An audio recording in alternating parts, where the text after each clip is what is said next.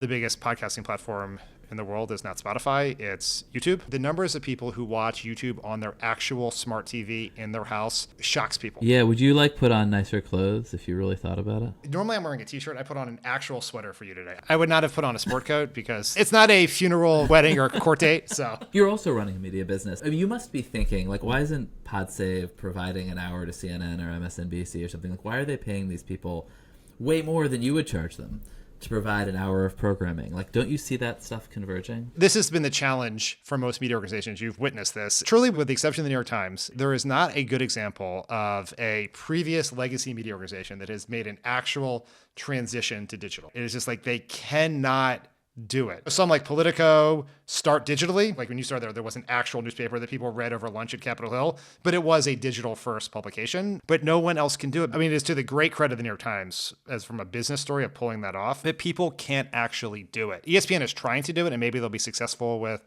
like Pat McAfee is an example of it, but it is fucking hard. It just seems to me that podcasters are producing shows that are more interesting than most of what's on TV, and they have big audience and big followings, and they're doing it for like a tiny fraction of the cost of producing an hour of television.